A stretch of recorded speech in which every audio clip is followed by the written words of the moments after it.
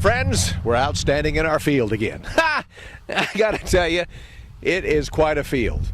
And let me tell you something. There's some all over the United States. Some great fields this year. In fact, USDA just came out with a report that says corn production is going to be up 3% from just last month. Soybean production is up 3% from just last month. Cotton production's down. Milo like this has got to be the best I've ever seen. We're standing, yes, look at this. It's almost as tall as I am. The heads are as long as my arm. Well, not quite. And guess what? This is dry land. Stand by. We're going to talk about prices for this stuff in a minute. My grandfather came across the plains from Missouri in the 1860s and ran a hotel and stage stop here with livery stable, and it's been in the family ever since. We run probably about 100 cows here and 250 over at the other ranch. I'm sure there are other banks we could have dealt with, but they've been so friendly and know what the ups and downs are in the business. American Ag Credit is like a family for us for financial help. Well, folks, there isn't any doubt about it. When you raise a crop like this, I'm not sure I've ever seen milo this tall, this big a head, and this is dry land, and there's a lot of them, friends. Just look at this. Look at this. It's the most beautiful field you could ever see, and there's a bunch of them here in the Midwest, folks. And then you move into the corn side of the picture, the soybean side. It all looks great, and USDA says it is great. In fact, they tell us that corn production is forecast now, just to report out, up 3% from both the August forecast and from last year. 14.4 billion bushels we're going to grow of corn this year, and that's as of September 1. And then as we look at the average, 171.7 bushels an acre. That's the average corn farmer in the United States to harvest, 171.7. I wonder if they're right about that. And they tell us that next month they normally catch up with what's going on, and this isn't probably the big deal yet. But I've got another story to tell you about why it might not be quite as good as this. But in the meantime, what about soybeans? Well, they're forecasting 3.91 billion bushel crop.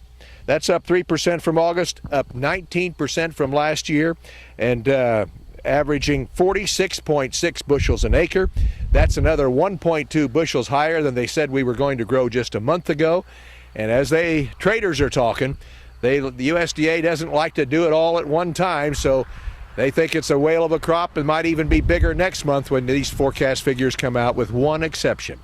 Holy Toledo, folks. USDA has no connection to Mother Nature.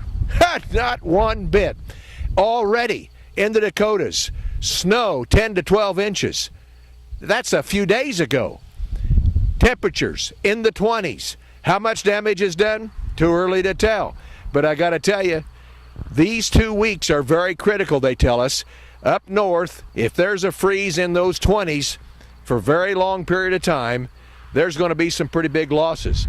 Some people say in some areas there could be as much as a 50% loss on soybeans. Well, we'll have to wait and see. All this stuff is not in the bin yet, but I'll guarantee you one thing. It's keeping everybody on the Board of Trade and farmers trying to market on edge. I've got some soybeans, never grew any in my life. Nice dry land field. Don't know when to sell them. I don't know if we get a freeze, it'll be too cheap right now. And everybody says if we don't get a real bad freeze up north to kill some of this fine product here, we're going to have prices that are sickening. And they're already sick. After this report come out, you know what happened there. In the meantime, I might tell you that the cotton forecast down 6% from last month might be pretty good news for the folks grazing some cotton.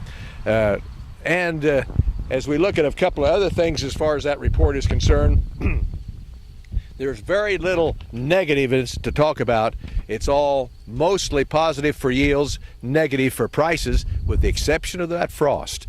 Keep your radios tuned to the north to see what happens there. That'll help us make a decision on marketing this fantastic crop, whatever it might be. See you on the next Steckline Report.